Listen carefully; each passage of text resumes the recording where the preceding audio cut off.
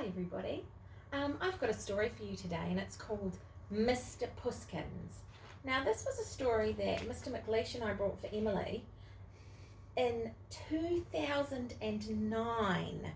My goodness, 11 years ago we got this for Emily. So if Emily is 12 now and we brought this 11 years ago, I wonder how old Emily was when she got this. She was 11. How many more make 12? What number comes after 11?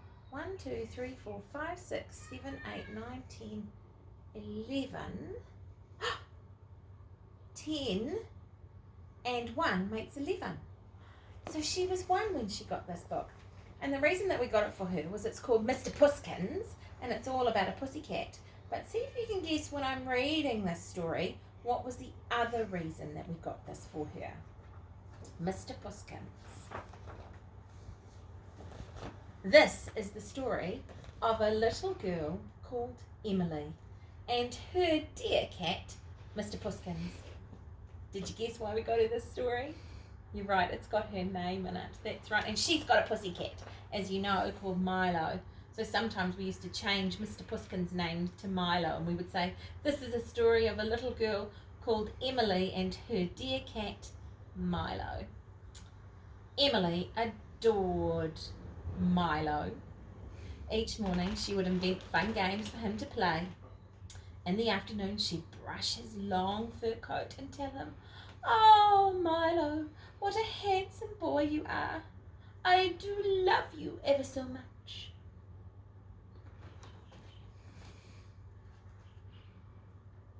I actually have a look at that picture. What sort of face has Mr Puskins got there? Has he got a happy face or a grumpy face? Yeah, he's got a grumpy face. You show me your grumpiest grumpy face. Ready? Go. Oh, quickly change to a happy face, quickly. And each night, Emily would snuggle up in bed and read Milo, a special story. But Milo never listened.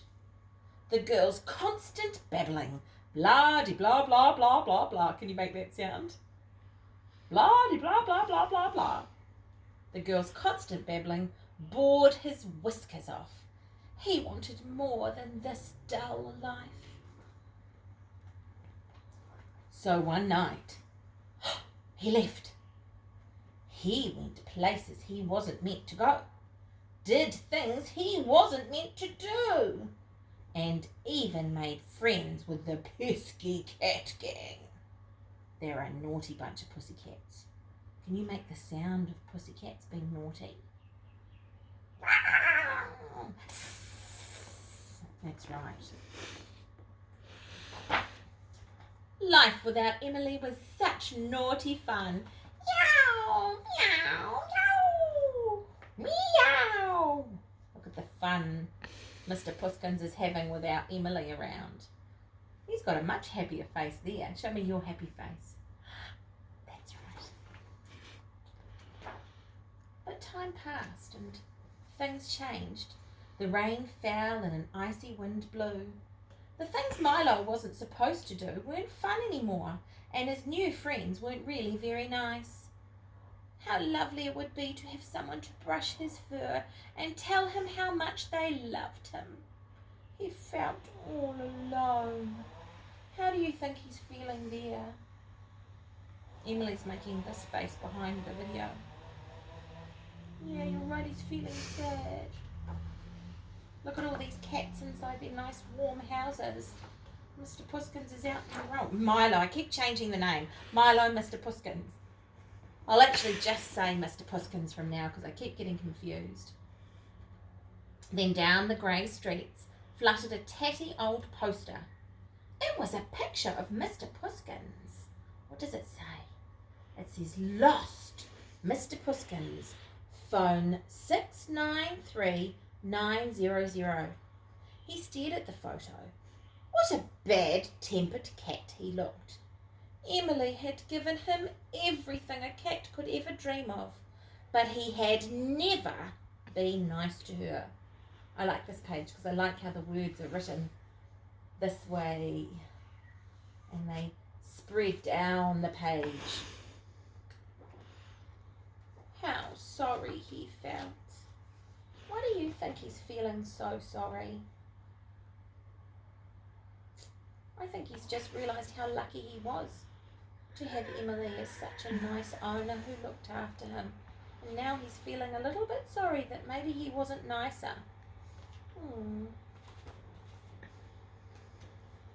Mr. Puskins found a phone box. He dialed the number from the poster and waited anxiously. Someone answered. Whimpered Mr. Puskins in a very sad little voice. Can you show me your sad little Mr. Puskins voice? Meow, meow. Mr. Puskins? Is that you? Oh, thank goodness, said Emily. Wait there, I'll come and get you. Mr. Puskins sat patiently. Would Emily find him? Did she still love him? He waited and waited, but Emily didn't come. I wonder how he'd be feeling now. Yeah, sad and a bit worried, I think. Then, from over the mountains, he heard a car. What noise does the car make? Vroom, vroom. Mr. Puskins' heart leapt.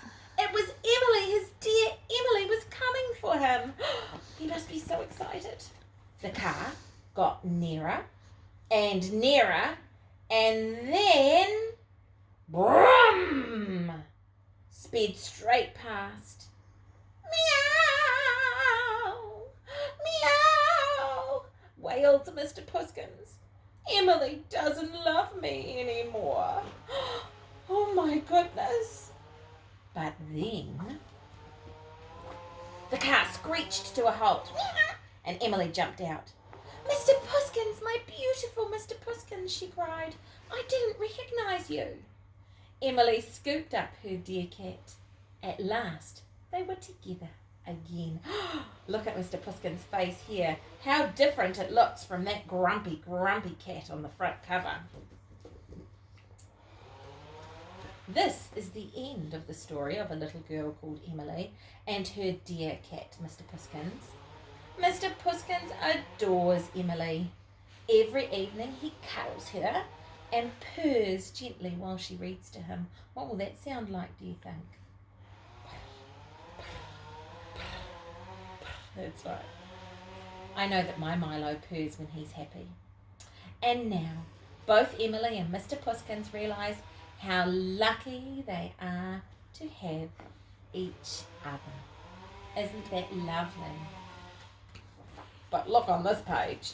I don't know if you can see these lines. Mr. Puskin's been scratching the wallpaper. He's a little bit of a naughty cat. So, my lovely children,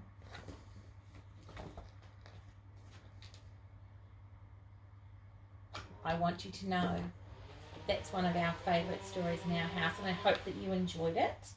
And I hope that you enjoy the rest of your day. I'll see you later on. Bye, everybody.